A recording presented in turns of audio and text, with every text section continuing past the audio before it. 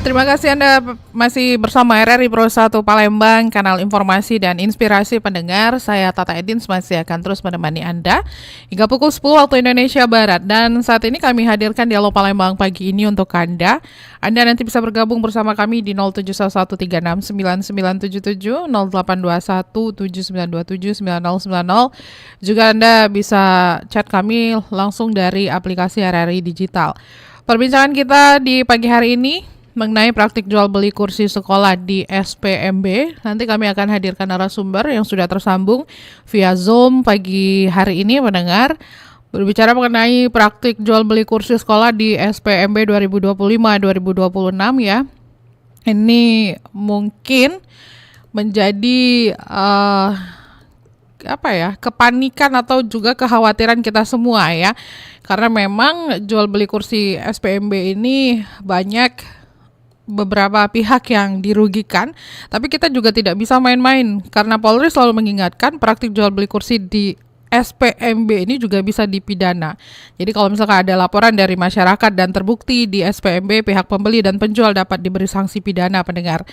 Dan pihak lainnya juga siap menindaklanjuti dugaan praktik jual beli bangku dalam proses seleksi penerimaan murid baru atau SPMB apabila memang ditemukan bukti. Jadi pendengar, soal dugaan jual beli kursi SPMB ini banyak sekali beberapa daerah, bahkan juga kemarin sempat mencuat juga kabarnya untuk di wilayah Sumatera Selatan dan sekitarnya karena banyak sekali ragam modus kecurangan SPMB di tahun 2025, bahkan beberapa tahun yang lalu Ombudsman juga sempat menemukan beberapa SMA di Palembang yang diduga menjual beli bangku saat penerimaan siswa baru. Nah, kita juga akan tanyakan seperti apa di tahun 2025 ini. Saya sudah tersambung bersama narasumber di pagi hari ini via Zoom. Kita sudah tersambung bersama Kepala Asisten Pencegahan Maladministrasi Ombudsman Republik Indonesia Wilayah Sumatera Selatan. Ada Pak Prana Susiko, SHI, MSI. Selamat pagi. Assalamualaikum warahmatullahi wabarakatuh. Waalaikumsalam warahmatullahi wabarakatuh. Pagi, Mbak. Pagi, Pak Prana. Ini terima kasih waktunya bersama RRI Pro 1 Palembang di pagi hari ini. Sebelumnya, Pak Prana. Sama-sama, Mbak. Pak Prana, kita juga bersama narasumber satunya lagi ya, ada akademisi dan juga pengamat kebijakan publik Sumsel, Dr. Derian Syaputra Jaya, MSI.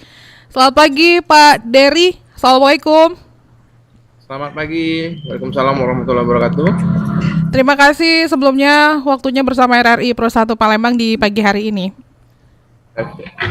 Kita berharap kita udah sangat siap ya untuk berdiskusi mengenai praktik jual beli kursi sekolah di SPMB ini, dan juga nanti kita akan terima telepon juga dari pendengar yang bisa bergabung di sepanjang Dialog Palembang pagi ini. Tapi sebelum saya hadirkan begitu ya untuk pendengar yang bergabung bersama kita di pagi hari ini, kita dengarkan dulu laporan dari reporter RRI kedua narasumber bahwa Komisi 4 DPRD Kota Palembang menyebutkan tindakan jual beli kursi saat SPMB ini bisa mencederai keadilan di dunia pendidikan. Maraknya praktek jual beli kursi saat penerimaan siswa baru menjadi sorotan masyarakat yang dinilai tindakan tersebut tidak pantas dan merugikan calon siswa yang seharusnya lolos melalui jalur resmi, namun tergeser oleh siswa yang membayar. Wakil Ketua Komisi 4 DPRD Kota Palembang MGS Saipul Padeli mengungkapkan tindakan ini merupakan bentuk kezaliman yang mencederai keadilan dalam dunia pendidikan. Saipul mendorong Dinas Pendidikan untuk membentuk tim khusus bahkan melibatkan lembaga seperti KPK jika diperlukan guna melakukan razia dan pengawasan terhadap kepala sekolah yang diduga melakukan praktek curang tersebut. Ia juga menyarankan pembentukan gugus tugas pengamanan agar praktek jual beli kursi tidak terjadi kembali di masa mendatang.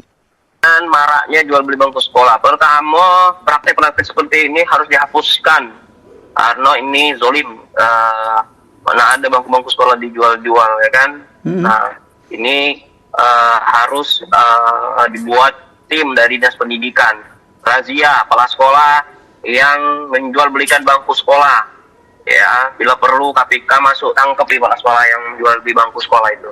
Ditambahkan Saiful agar masa jabatan kepala sekolah harus dibatasi minimal 2 tahun dan dilakukan rotasi secara berkala. Menurutnya, kepala sekolah yang terlalu lama bertugas di satu sekolah rentan melakukan pelanggaran karena minimnya pengawasan. Saiful menjelaskan bahwa masyarakat sudah sering menyampaikan keluhan, namun masyarakat masih enggan memberikan bukti konkret seperti rekaman, foto, ataupun bukti transaksi. Ia mendorong masyarakat untuk berani melaporkan agar pihak berwenang dapat menindaklanjuti dan memberikan sanksi kepada oknum kepala sekolah yang terbukti melanggar. Saiful berharap perlunya perbaikan sistem penerimaan siswa baru dan menyarankan penerapan sistem berbasis tes langsung atau nilai ekonomi murni atau NEM agar proses seleksi lebih objektif dan transparan. Menurutnya, sistem yang kuat akan mampu mengurangi celah kecurangan dan memastikan semua siswa diterima berdasarkan kemampuan, bukan karena mampu membayar. Dari Palembang, Sumatera Selatan, Muhammad Irfan, Pro 1 RRI terus mengudara untuk Indonesia.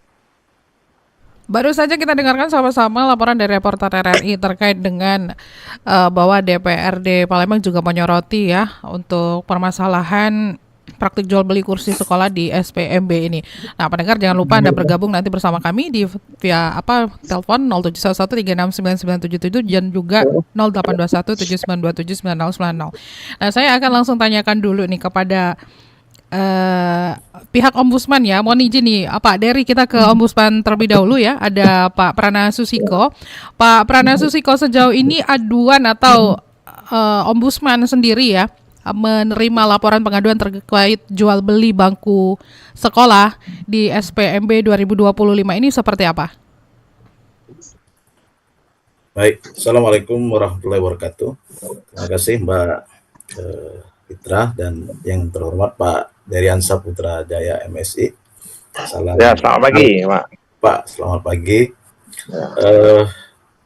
Sebelum ke sana, Mbak, saya ingin menyampaikan bahwa Ombudsman RI Perwakilan Sumatera Selatan bekerja itu berdasarkan fakta dan data yang ada melalui laporan masyarakat yang disampaikan secara langsung.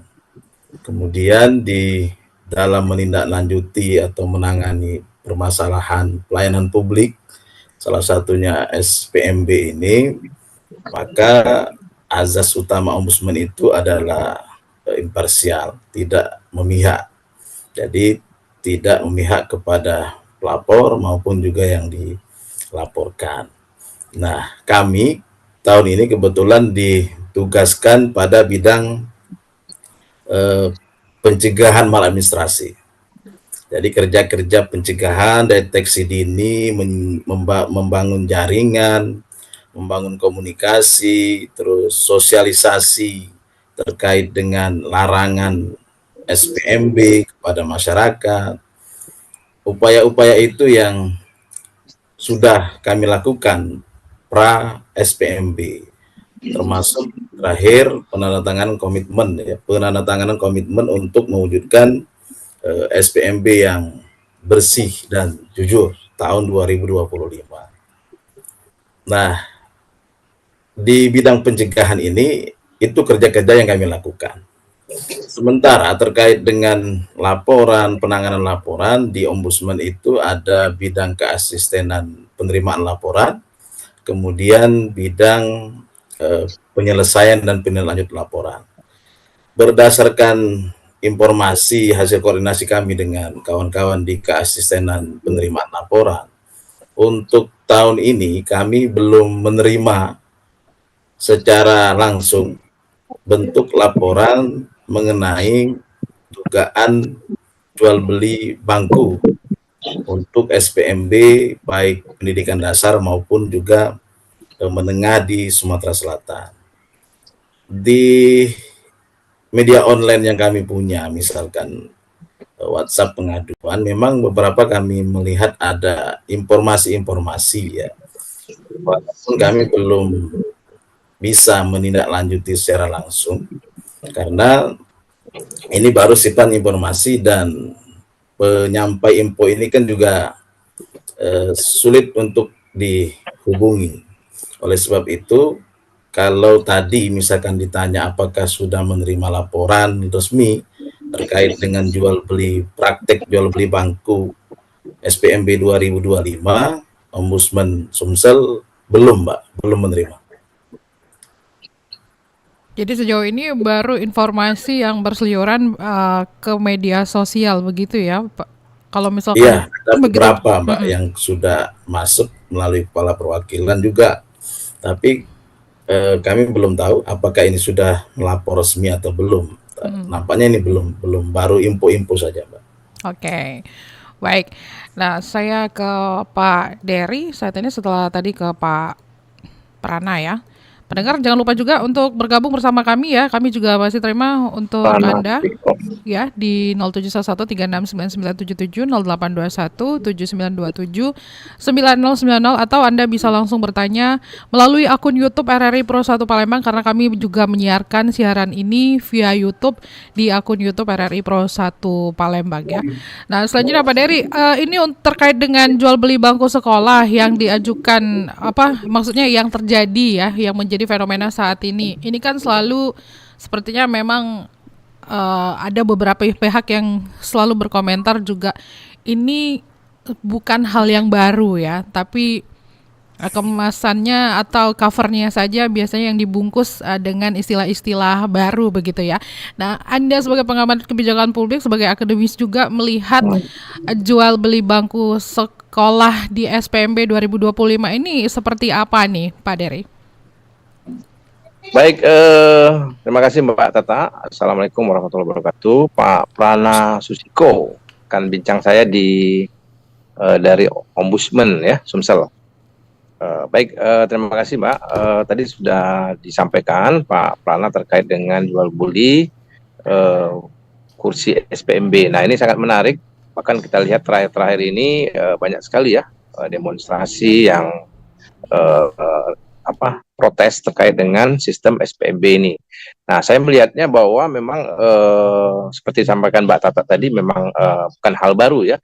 Yang penting mungkin disikapi dulu dari pemerintah bahwasanya kita harus mengetahui dulu terlebih dahulu mungkin kekuatan database-nya. Misalnya dari jumlah pelamar siswa SPMB ini berapa banyak, kemudian kuota yang telah ditentukan baik di SMA yang negeri unggulan ya, itu berapa, sehingga kita akan tahu berapa kuota dengan jumlah yang akan masuk ke SMA. Nah, ini sangat penting karena apa? Karena kemungkinan besar terjadi praktek jual beli kursi ini karena banyak orang yang mendaftar tapi memang kuotanya sedikit. Nah, mungkin pemerintah juga bisa memberikan solusi-solusi terkait dengan alternatif sekolah unggulan ya, karena banyak sekali orang berebut untuk masuk ke sekolah unggulan. Nah, tapi ternyata mungkin sekolah-sekolah swasta yang bisa dibantu atau subsidi pemerintah yang berkualitas bisa dialihkan seperti itu. Jadi itu yang paling penting, jumlah yang melamar SMA baik di dalam mungkin dari luar juga datang itu harus cocok tidak dengan kuota yang ditampung. Seperti itu dulu Mbak Tata. Iya, tapi Pak Dery, kalau misalnya kita melihat seperti apa yang Anda sampaikan tadi, ini harusnya ada solusi ya seperti itu ya. Entah ini kan terjadi karena memang biasanya kuota sudah mencukupi, tapi masih ada pihak-pihak yang ingin masuk ke sekolah tertentu ya, sekolah yang bersangkutan ya. Nah, supaya ini tidak terjadi kembali begitu ya Pak ya. Yang efektif menurut Anda ini apa yang sebenarnya harus kita lakukan sama-sama begitu Pak? Ya, baik Mbak Tata. Ya, ini supaya tidak terjadi seperti disampaikan Ombudsman tadi, beberapa hal yang harus dilakukan. Memang fakta integritas ya, artinya antara dinas pendidikan, mungkin juga guru, kepala sekolah, termasuk pihak Ombudsman dan mungkin pihak legislatif juga selaku yang mengawasi ya. Saya lihat banyak sekali nih peran-peran dari legislatif untuk mengawasi hal ini.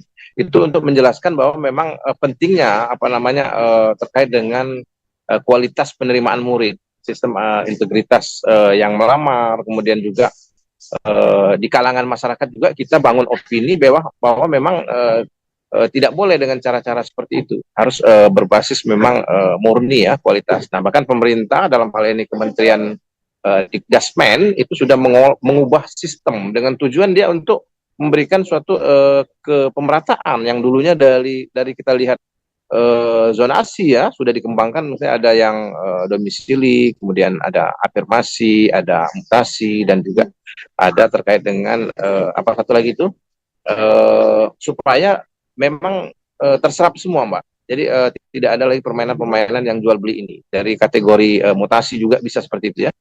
Nah, seperti itu, Mbak. Oke. Pak Prana, jadi kalau misalkan kan tadi disampaikan ini baru sekadar informasi ya, terus juga belum terverifikasi apakah memang sudah ada laporan resmi atau belum ya. Tapi jika nantinya ternyata ini memang sudah ada laporan resmi dan pihak Ombudsman juga menelusuri dan ini ternyata benar adanya begitu ya. Apa sanksi yang biasanya dikenakan kepada pihak sekolah atau oknum yang terlibat dalam praktik jual beli bangku sekolah ini? Ya, jadi laporan masyarakat itu sangat penting bagi kami di Ombudsman untuk menindaklanjuti hal-hal yang berkaitan dengan pelanggaran pelaksanaan SPMB 2025. Jadi dia menjadi dasar awal untuk kita masuk ke sana. Nah, mengenai tindak lanjut tentu seperti yang sudah kami lakukan di tahun-tahun sebelumnya, Mbak. Bahkan tahun kemarin kami merekomendasikan Gubernur untuk melakukan perbaikan-perbaikan yang informasi terakhir kami terima itu sebagian sudah dijalankan, tapi ada beberapa catatan yang masih perlu penegasan kembali. Jadi upaya yang dilakukan Ombudsman ketika menerima dan menindaklanjuti laporan memanggil pihak-pihak yang terkait ini.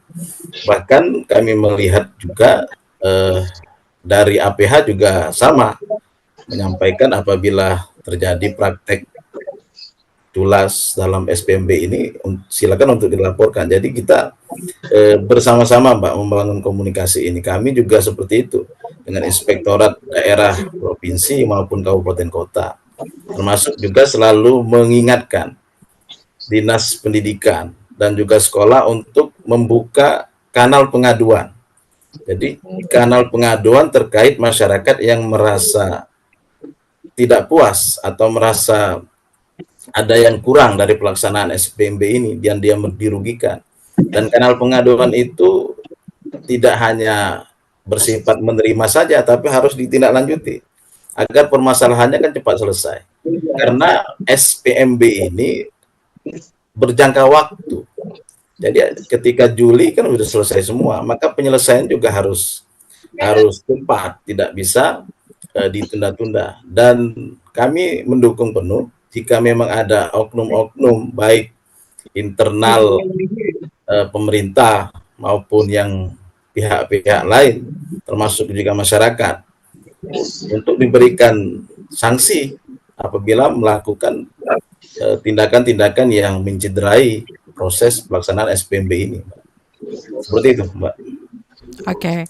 Baik, sebelum saya ke Pak Dery, saya ingatkan kembali pendengar silakan bergabung bersama kami di 0711369977, bisa juga melalui WhatsApp di 082179279090 dan bisa langsung chat kami ke aplikasi RRI Digital. Pak Dery, bagaimana juga Anda melihat bahwa jual beli bangku sekolah ini memang bisa berpengaruh ya, maksudnya mempengaruhi kesempatan belajar bagi siswa yang kurang mampu. Pastinya kan untuk siswa-siswa yang kurang mampu nih Pak, yang juga ternyata dia kompeten, kan ini juga menjadi satu penghalang begitu ya Pak Dery ya?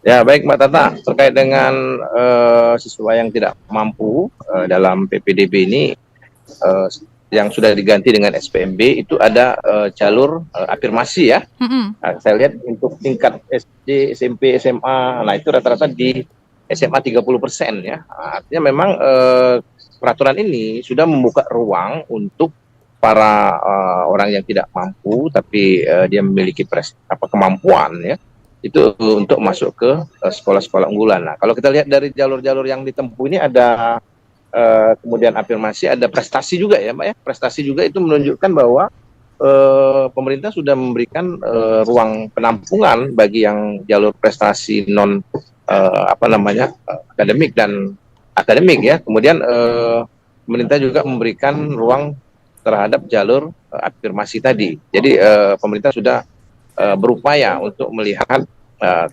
peluang-peluang bagi siswa-siswa yang tidak mampu tapi mempunyai prestasi seperti itu, Pak. Oke. Kita mohon izin nih kedua narasumber, kita ke pendengar dulu ya. Sudah ada pendengar yang bergabung. Selamat pagi. Selamat pagi Mbak Tata. Iya, Ibu siapa di mana, Bu? Dengan Ibu Eva di Peparja. Bu Eva di Peparja, silakan. Ya, selamat pagi Bapak-Bapak. Ini kasus jual beli bangku sekolah ini memang apa ya, sama seperti kasus sampah, tidak bisa terselesaikan. Walaupun pemerintah sudah menetapkan ada jalur minat dan bakat, ada jalur afirmasi tadi, tapi sepertinya masih ada sekolah baik negeri mau kalau swasta taruhlah ya, negeri yang masih menerima murid atau siswanya dengan ya iming-iming lah, walaupun itu sudah masuk di komite sekolah. Nah ini gimana cara agar kasus ini memang benar-benar murni, siswa ini benar-benar murni masuk ke sekolah tersebut. Mungkin pengawasannya kembali lebih diperketat, karena ya sekarang ini kan ya banyak titipan lah. Oh itu anak si anu, oh itu anak si anu.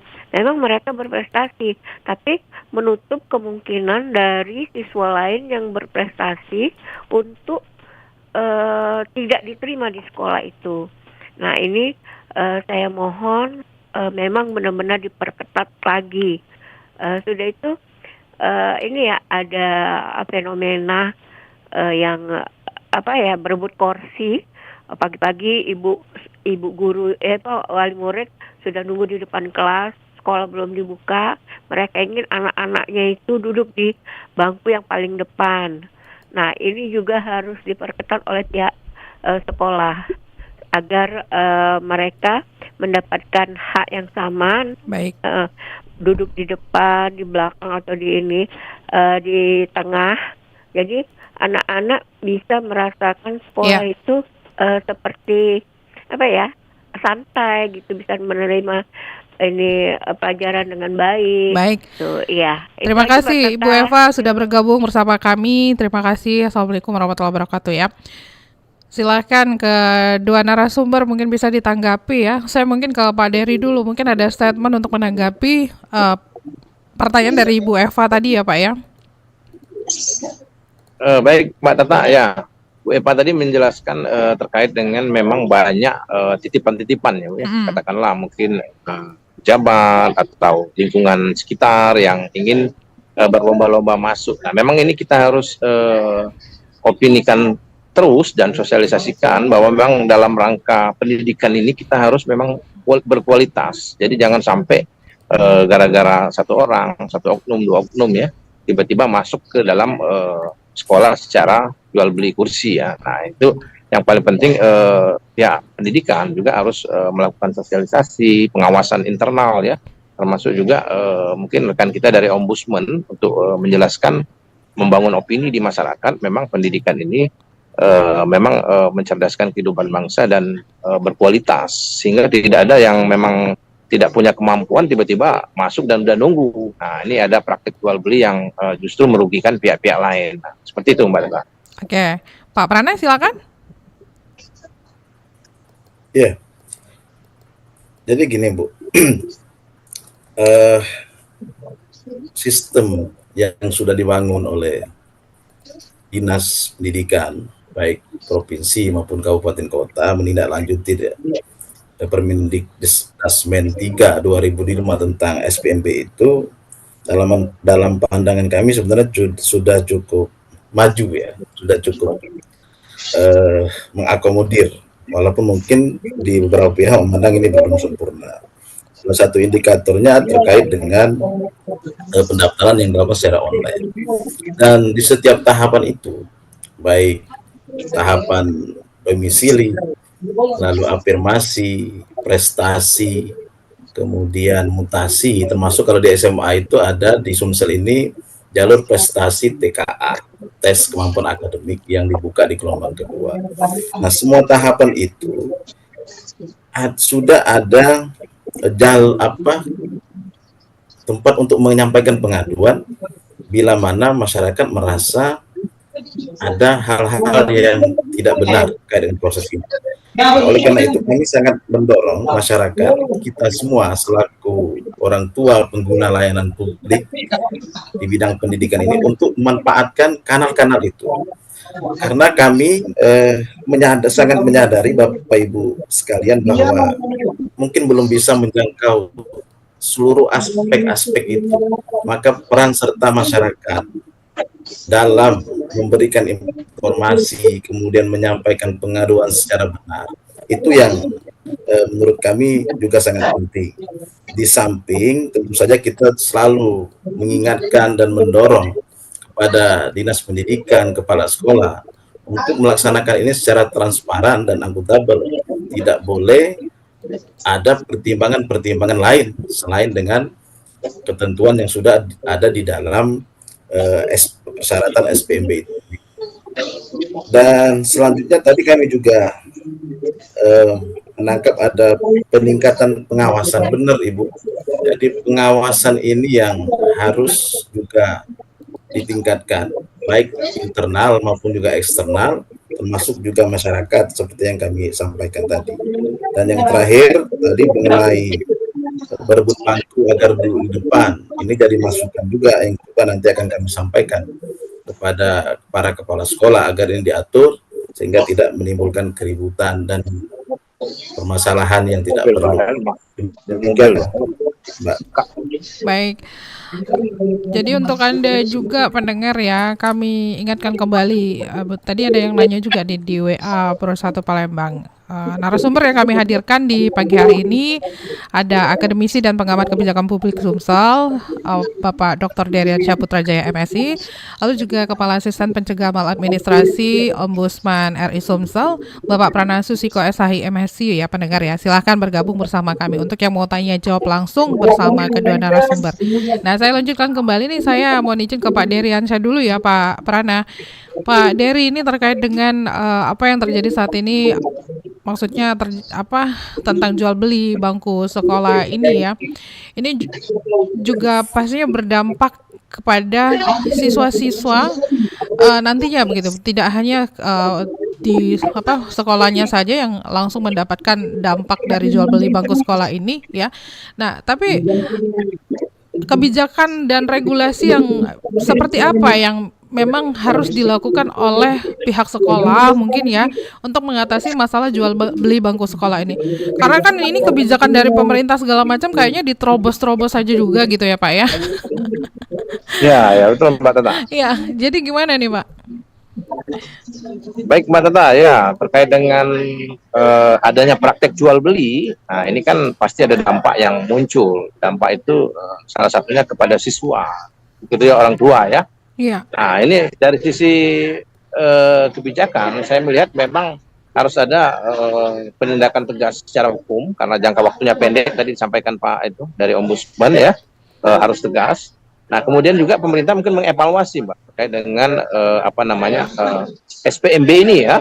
Saya sangat sepakat Mbak, seperti di putusan Mahkamah Konstitusi ya terkait dengan SD dan SMP yang harus menggratiskan negeri dan swasta. Nah ini pemerintah harus juga memberikan solusi terhadap hal ini.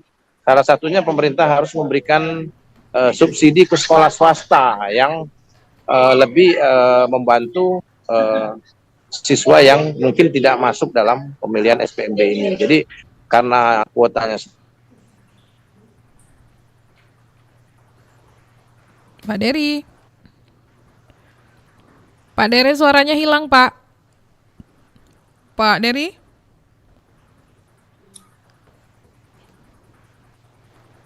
Ya. Pak Prana masih bisa mendengar suara kami ya? Masih Pak. Ya, Pak Deri. Ini Pak Deri sepertinya terputus nih ya. Oke, kita akan coba tersambung kembali bersama Pak Deri. Tapi sebelumnya kita terima dulu pendengar nih, sudah ada pendengar yang bergabung. Oh, terputus juga. Boleh dicoba kembali pendengar di 0711369977. Bisa juga melalui aplikasi RRI Digital dan juga bisa ke WhatsApp kami di 082179279090. Kita lanjut lagi ya Pak Prana sambil menunggu Pak Dery tersambung kembali begitu ya? Boleh. Oke, Pak Prana, jadi kalau Ombudsman sendiri memastikan bahwa memang jual beli bangku sekolah ini maksudnya dalam artian soal transparansinya lah begitu ya, transparansi yang dilakukan oleh pihak sekolah begitu. Seperti apa, Pak? Ya, jadi seperti ini Mbak ya. Jadi terkait dengan SPMB ini secara perangkat peraturan perundang-undangan sampai ke juknisnya, kita sebenarnya sudah punya semua, termasuk sanksi yang akan diberikan bila mana menemukan pelanggaran-pelanggaran terkait dengan SPMB, entah itu jual beli bangku ataupun yang lainnya. Nah, yang mungkin perlu kita tingkatkan bersama itu adalah komitmen bersama untuk melaksanakan SPMB secara baik, jujur, dan benar. Mulai dari pimpinan, pelaksana SPMB, termasuk juga masyarakat selaku pengguna dari layanan itu sendiri. Yang kedua, harus transparansi. Maka kami dari Ombudsman selalu mengingatkan kepada Dinas Pendidikan, Provinsi, Kabupaten, dan Kota untuk tidak main-main dengan kuota daya tampung masing-masing sekolah, rombel masing-masing kuota, rombel. Seandainya rombel itu cuman 12, maka ya harus 12, tidak usah ditambah-tambah lagi dengan berbagai macam alasan. Begitupun juga dengan masyarakat selaku pengguna pelayanan publik harus berhati-hati dengan pihak-pihak yang menawarkan bisa membantu untuk memasukkan anaknya di sekolah-sekolah tertentu. Karena banyak juga yang dirugikan akibat dengan oknum-oknum ini. Oleh karena itu dalam pandangan kami, komitmen ini yang harus benar-benar kita tegakkan bersama. Betul bahwa kita sadar tidak mungkin semua calon peserta didik ini akan ditampung di sekolah negeri. Makanya dibuat mekanisme dengan pelibatan di sekolah-sekolah swasta agar tetap bisa bersekolah. Oleh karena itu komitmen untuk menjalankan aturan yang sudah kita buat bersama, terus pengetatan pengawasan, keterbukaan informasi daya tampung, kemudian hal-hal lain yang berkaitan dengan SPMB ini yang harus kita taati bersama. Kalau cuman di muka saja, kemudian di dalam prakteknya dilakukan berbagai macam hal, ya ini artinya kita kan sama saja, sebenarnya tidak ada perubahan yang lebih baik, hanya di permukaan, tetapi di dalam pelaksanaan tidak melakukan yang sudah disepakati dalam bentuk aturan itu. Karena sejujurnya Mbak, praktek ini kan agak susah juga kita mengungkapnya maksud saya. Baru akan terungkap bila mana ada pengguna layanan pendidikan ini yang sudah menyerahkan uang lalu tidak diterima. Baru itu bisa terungkap. Tapi kalau semuanya berjalan normal saja, maka ini semua selamanya tidak akan terungkap. Karena tidak ada yang merasa dirugikan terkait dengan itu. Sama-sama mau begitu ya, Pak Prana ya? Ya, bisa dikatakan seperti itu. Dan tidak banyak juga yang mau untuk melaporkan secara langsung misalkan. Kalau dia tidak dirugikan gitu. Nah ini masalahnya, ini tidak hanya berkaitan dengan formalitas administrasi sekolah saja. Mungkin dari Pak Dery Ansar saya sangat yakin beliau sangat paham.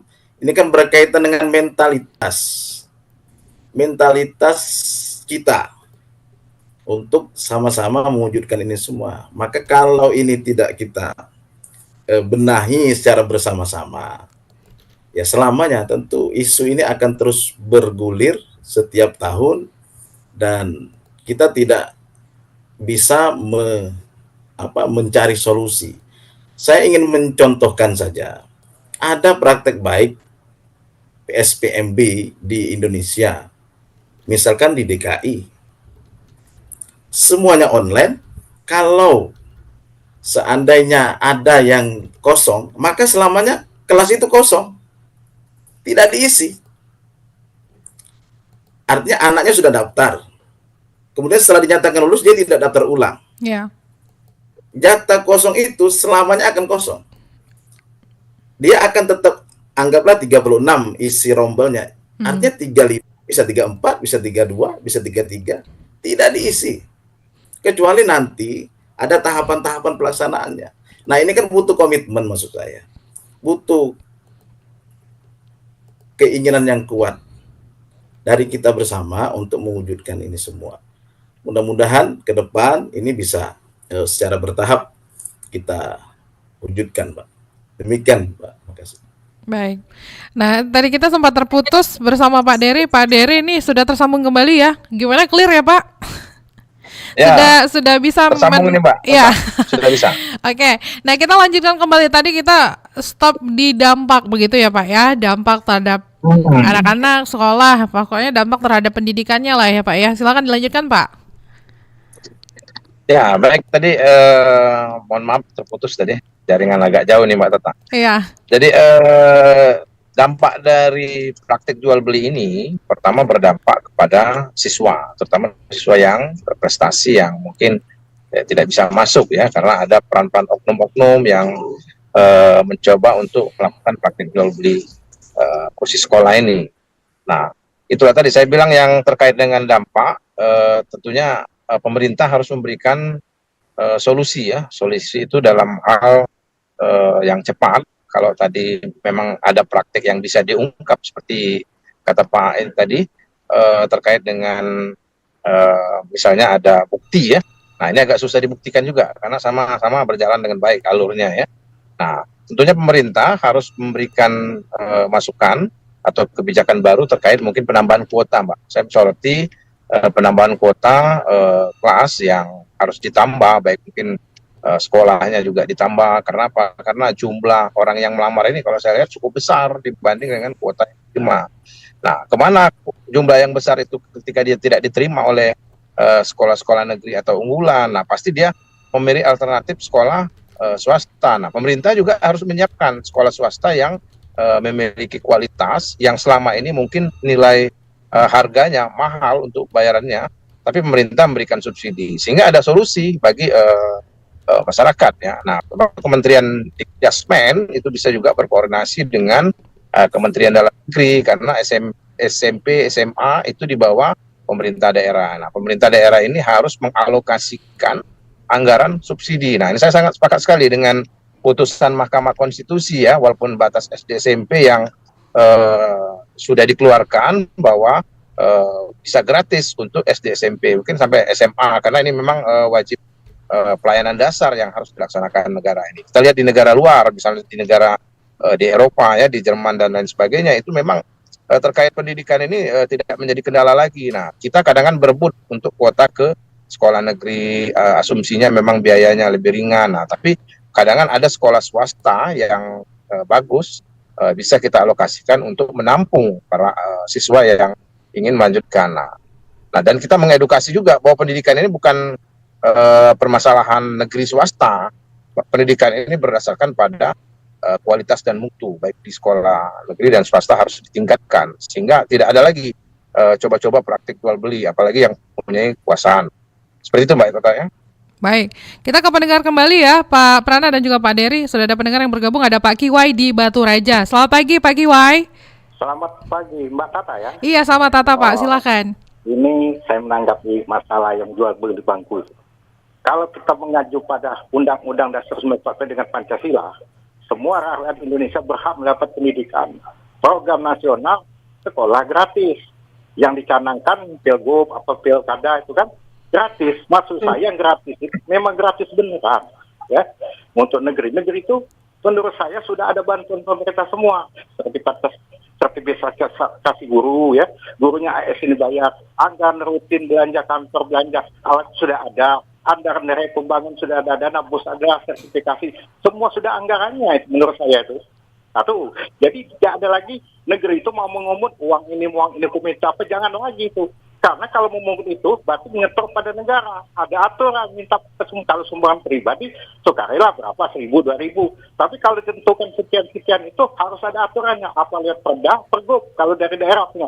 Kalau dari pusat apa Perpres, PP, nanti masuk PNBP atau Perda ya. Nah itu, jadi negeri jangan lagi. Dan juga supaya tertampung semua, swasta itu diberikan subsidi. Maksudnya sama dengan negeri, dipersamakan, nggak bayar sama sekali. Jadi mendaftar nggak bayar, sekolah nggak bayar, selesai nggak bayar, selesai. Perpisahan itu kalau bisa, ya biasa-biasa nggak ada mewah-mewah. Kalau mau mungut, ya sukarela, seadanya aja. Kan gitu aja, menurut saya itu. Baik. Harusnya sesuai dengan UUD 45 tadi. Ya, sama nggak parkir missing alat pelantar pilihan negara kan? Ya. Nah itu kan, seperti ke sekolah itu. Pasal 27, 29, pasal berapa? Saya sudah lupa, nggak sekolah lagi kan? Oke, baik Pak. Pengajian itu aja. Ya. Nah, jadi cepat jelas. Misal pemerintah daerah pungutan di sekolah-sekolah terjelas. Perda atau Perpres, PNBP atau Perda. Itu aja. Terima kasih waktunya. Assalamualaikum. Waalaikumsalam warahmatullahi wabarakatuh. Terima kasih Pak Kiwai di Batu Raja yang sudah bergabung bersama kami.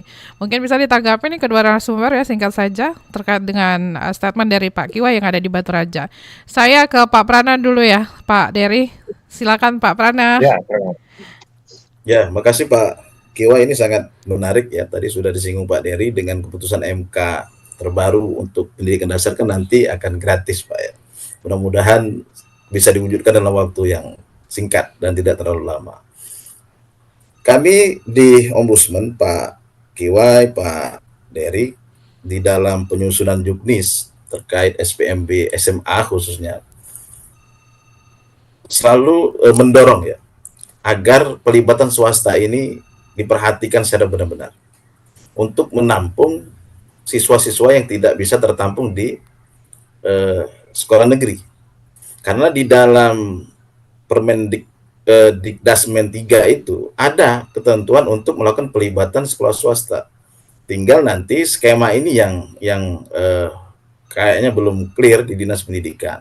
Nah, mudah-mudahan setelah adanya putusan MK ini semakin memperjelas status sekolah swasta agar orang tua tidak merasa keberatan karena ada biaya-biaya yang tidak ditanggung. Jadi menurut kami ini sangat baik dan juga harus dilaksanakan. Termasuk tadi ada Pak Kiwai menyinggung terkait dengan permintaan uang di sekolah negeri ya. Ini kan ada aturan di komite sebenarnya. Komite itu boleh melakukan penjaringan dana, penggalangan dana untuk pendidikan, tapi tidak boleh melakukan pungutan. Yang ada itu sumbangan dan bantuan. Bentuknya itu kalau pungutan ditentukan jumlahnya dan waktunya, jelas itu pungutan.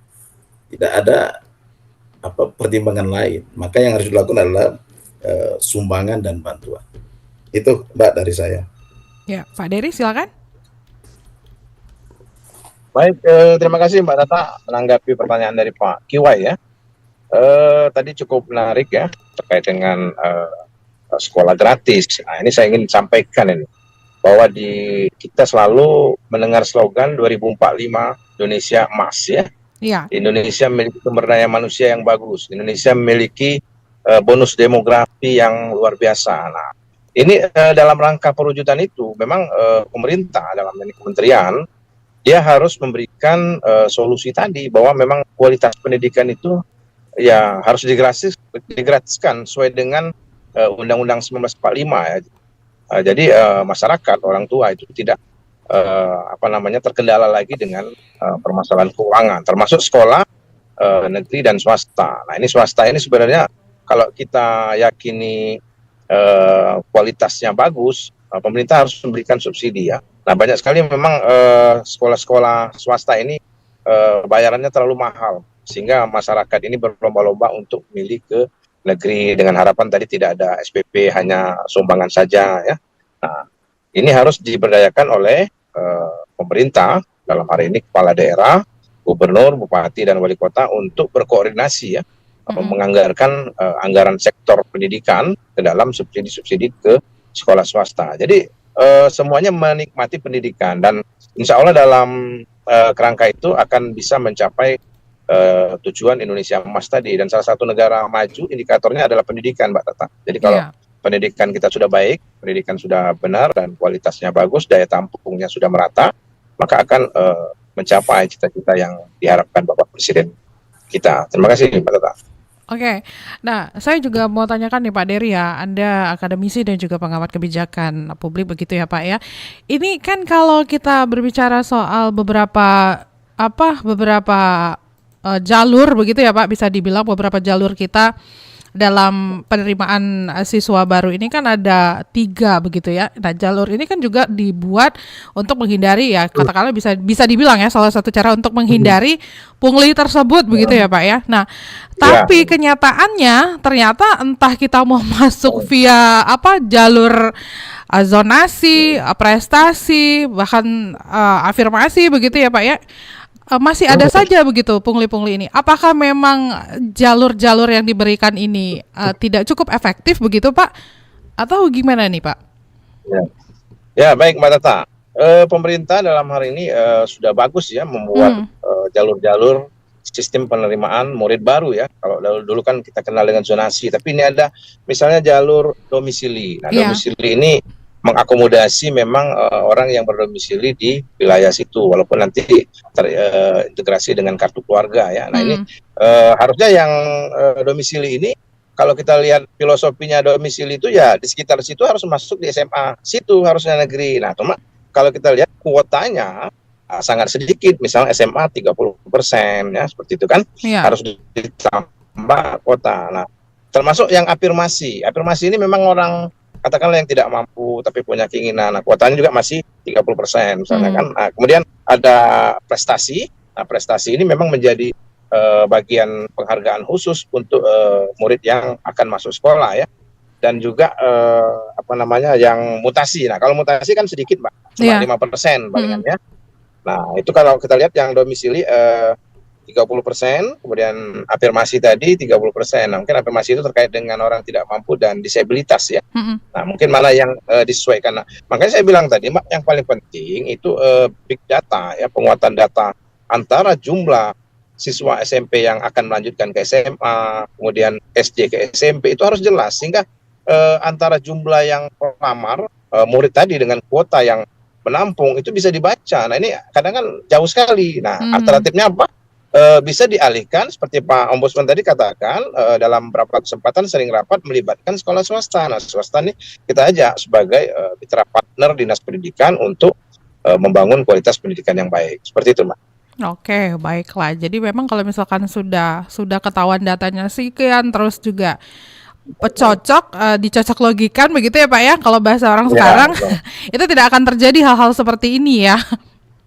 Ya.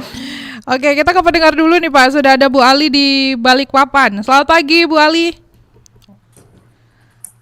Selamat pagi. Pak Bu Ali, bisa mendengar suara saya Bu Ali?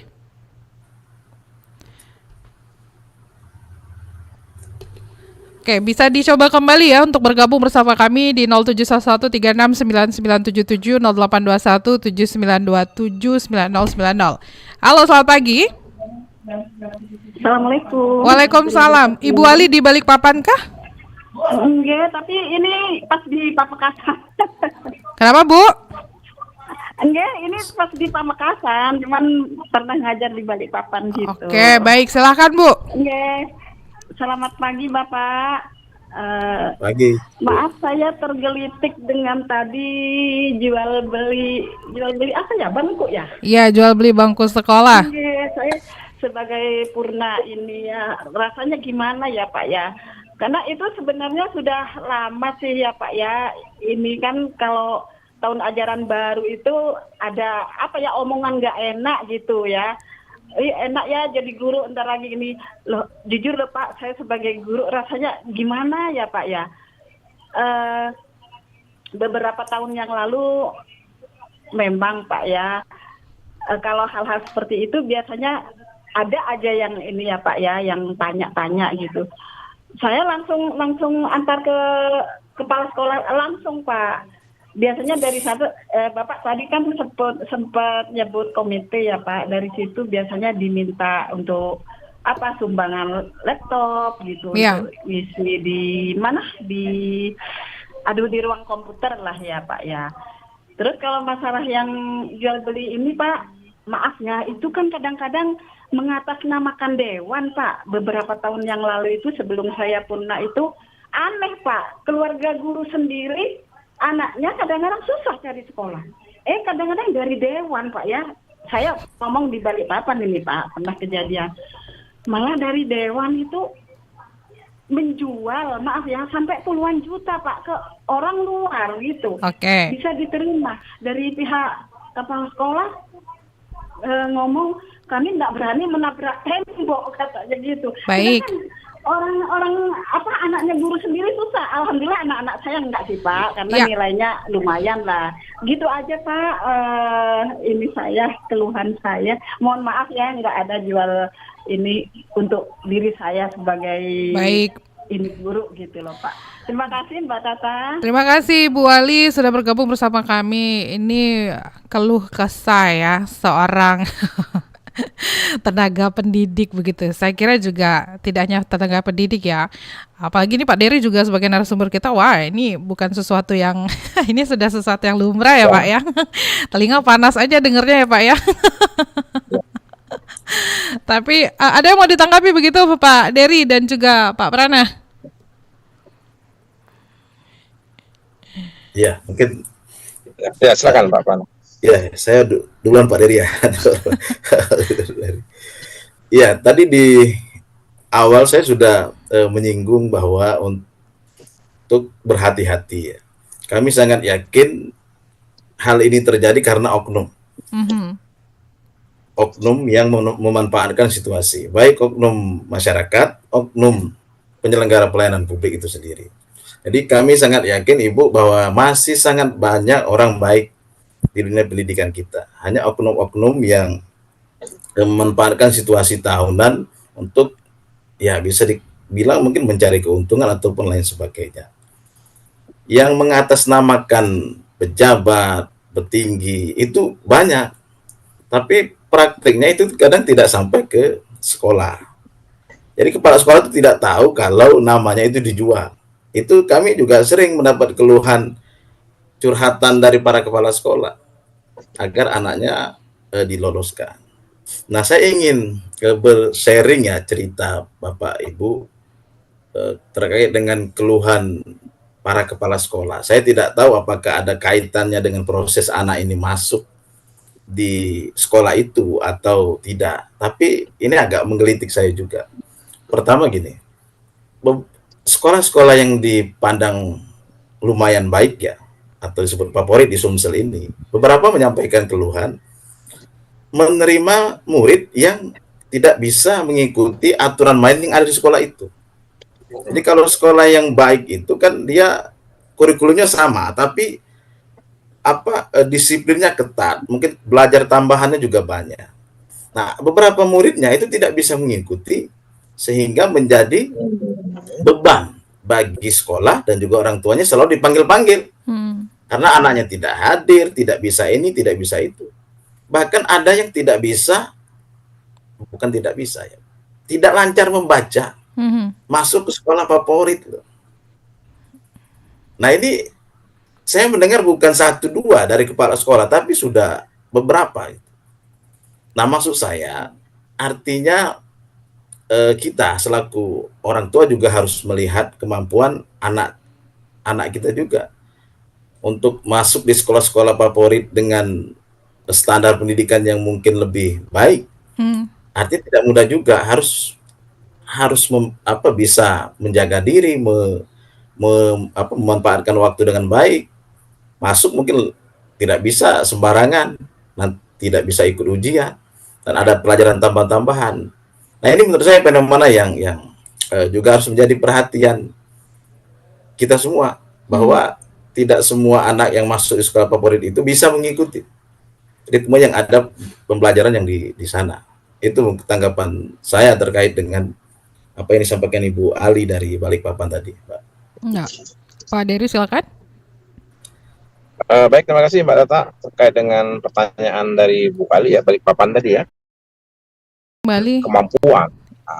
Nah, kita lihat kalau dia memiliki kemampuan, maka dia bisa mengikuti aturan-aturan di sekolah favorit. Nah, terkait dengan integritas, memang kita harus menyampaikan atau mensosialisasikan mungkin bagi yang mungkin banyak uang atau orang-orang yang punya jabatan, ini harus memang memberikan contoh untuk melakukan pendaftaran sekolah itu sesuai dengan kemampuan. Jadi memang kualitas pendidikan itu didasarkan memang dari aturan yang benar. Tapi kalau kita sudah memiliki jalan-jalan yang kurang benar, maka akan tidak pas ya untuk masuk ke sekolah unggulan. Nah, itu memang perlu disampaikan bahwa dalam kaitan dengan kualitas pendidikan kita tidak bisa melakukan praktek-praktek jual beli. Jadi memang pendidikan ini benar-benar ya sekolah, Mbak. Pendidikan ini sekolah. Artinya sekolah baru di SD, SMP, SMA, belum S1, S2, S3 itu harus memang real sekolah. Bahkan kalau misalnya orang sekolah di S3, Mbak, kalau sekelas gubernur atau menteri, ya dia mengikuti sekolah. Jadi memang aturannya yang seperti disampaikan oleh Pak Ombudsman tadi, memang aturan itu bisa dijalankan, baik yang pengelola sekolah dengan juga kita yang akan ikut ini, karena ini bukan kontestasi politik dan lainnya, harus memang mengenyam pendidikan dan memang harus real, kita benar belajar dan tidak ada praktek-praktek untuk manipulasi data dan jual beli dan sebagainya ya, seperti itu Mbak Tata. Oke. Jadi memang ini miris juga begitu ya Pak ya. Ini juga seperti apa yang disampaikan tadi bahwa menentukan kualitas pendidikan kita juga di masa mendatang ya Pak ya. Kalau misalkan dalam fase penerimaan ini saja kayaknya begitu sulit untuk kita itu membedahi ya, apalagi dalam fase-fase proses berikutnya begitu ya Pak ya. Nah mungkin ini bisa ditekankan kembali begitu Pak, untuk kita semua segera harus berbenah sepertinya ya untuk melakukan perbaikan yang bisa membangun solusi jangka panjang, jangka pendek begitu ya. Nah, apa yang harus dititik beratkan begitu Pak supaya ini memang menjadi penting untuk kita semua dari sisi apa saja begitu Pak? Ya, baik. Saya Mbak Tata. Iya, Pak Dery silakan. Mungkin yang jadi fokus pemerintah ya dalam hal ini ya benar melaksanakan aturan-aturan yang dalam proses rekrutmen ya.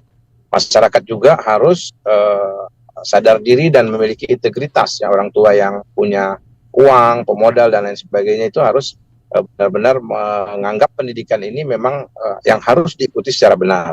Nah, kemudian dari sisi pemerintah juga harus membenahi terkait dengan jumlah sekolah tadi ya, sekolah jangan hanya negeri saja, pakai fokus juga di swasta. Swasta ini banyak sekali Mbak, walaupun yang bukan internasional atau unggulan, mungkin yang masih sedang kualitasnya itu bisa dioptimalisasi dengan memperbaiki kualitas pendidikan melalui pengajarannya, guru dan lain sebagainya. Dan kita tidak bisa menganggap remeh orang swasta itu tidak berhasil dibandingkan sekolah di negeri. Bahkan mungkin yang swasta-swasta yang biasa, kalau dia memang benar ingin sekolah dan ditopang oleh kualitas pengajaran yang baik, maka dia akan memberikan hasil yang baik ya. Termasuk juga pemerintah bisa berkoordinasi ya terkait anggaran ya. Biasanya politik anggarannya akan menjadi kendala kalau terkait dengan subsidi sekolah ya. Misalnya kalau sekarang ada PIP ya, nah mungkin pemerintah daerah karena sekolah ini wajib pelayanan dasar, amanah undang-undang dan mencerdaskan kehidupan kebangsaan, itu harus mengalokasikan. Dulu kita sering dengar, Mas, sekolah gratis ya. Sekolah gratis zaman Pak Gubernur Alex Nurdin dulu digaungkan benar.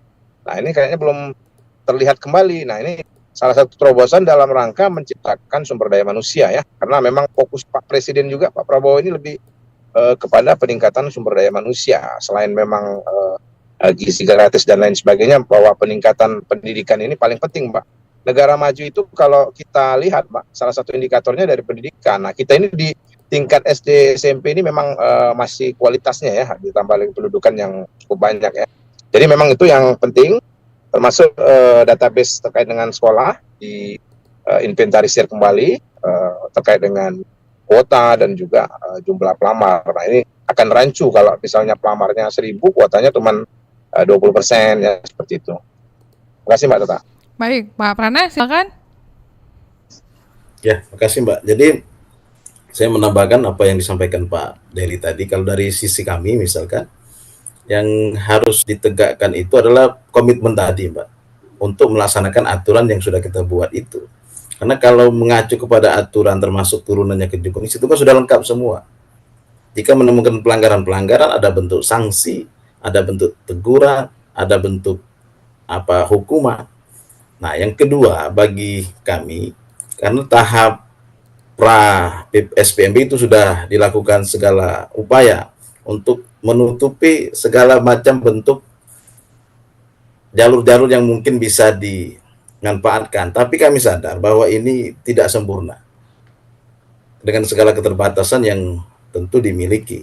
Oleh karena itu, di tahap pelaksanaan SPMB ini, khususnya yang dasar ya, kalau SMA itu sudah selesai, dasar masih berlangsung, kami mengharapkan agar melapor. Jangan takut untuk melaporkan jika menemukan kecurangan-kecurangan terkait dengan jual beli bangku sekolah ini. Karena kalau tidak melapor, tentu kami tidak tahu. Dan kami memiliki keterbatasan untuk menjangkau semua lapisan masyarakat. Sumsel sangat luas sekali. Ada 18 kabupaten kota, sekolah juga ada di pinggir-pinggiran. Yang terdeteksi mungkin hanya di kota-kota saja. Di daerah-daerah itu belum terjangkau. Oleh karena itu kami sangat mengharapkan partisipasi dari masyarakat selaku pengguna layanan pendidikan untuk melaporkan bila mana menemukan pelanggaran terkait dengan hal yang kita diskusikan ini. Yang kedua, kami menghimbau agar masyarakat tidak mudah percaya dengan oknum-oknum yang menawarkan kemudahan-kemudahan masuk ke sekolah-sekolah, apalagi sekolah yang favorit di Sumatera Selatan. Jadi ikuti saja mekanisme yang ada. Insya Allah kalau niatnya baik, maka hasilnya pun juga akan baik. Ini Mbak sebagai mungkin closing statement ya dari kami. Terima kasih. Baik, terima kasih banyak kedua narasumber sudah berbincang-bincang bersama RRI Pro 1 Palembang, Pak Dery, Pak Prana. Terima kasih waktunya bersama RRI Pro 1, Pak. Terima kasih. Ya, terima kasih, Mbak. Iya. Mbak Dery, terima kasih, Pak. Terima kasih ya. Selamat lanjutkan aktivitas kembali. Assalamualaikum warahmatullahi wabarakatuh. Waalaikumsalam warahmatullahi wabarakatuh. Ya, pendengar, kita baru saja berbincang-bincang bersama akademisi dan juga pengamat kebijakan publik Sumsel, Dr. Deriansyah Putrajaya, MSI. Selanjutnya tadi juga ada Kepala Asisten Pencegahan Maladministrasi Ombudsman Republik Indonesia Wilayah Sumatera Selatan, Prana Susiko SHI, MSI, mengenai praktik jual beli kursi sekolah di SPMB. Dan pastinya terima kasih untuk Anda yang sudah bergabung bersama kami di line telepon, WhatsApp, dan juga media sosial kami. Terima kasih banyak yang sudah berpartisipasi. Jadi untuk jual beli bangku sekolah di SPMB, pastinya ini ini harus dari kerjasama kita semua ya untuk mencegah supaya kegiatan ini tidak terjadi kembali, bahkan tidak berulang-ulang, apalagi musim penerimaan ini ada lagi ya. Jangan seperti itu kembali ya. Jadi untuk Anda yang tidak sempat mendengarkan atau menyaksikan, langsung saja ke akun YouTube RRI Pro 1 Palembang, karena di sana kami masih bisa menyiarkan ya untuk siaran di pagi hari ini. Jangan kemana-mana, setelah ini kami akan hadirkan informasi lainnya masih di Palembang pagi ini, masih bersama saya Tata Edins. Terima kasih untuk Anda pendengar Dialog Palembang pagi ini. Kita cukupkan sampai di sini untuk edisi hari ini, Kamis 12 Juni 2025. Baru saja Anda ikuti Dialog Palembang pagi ini.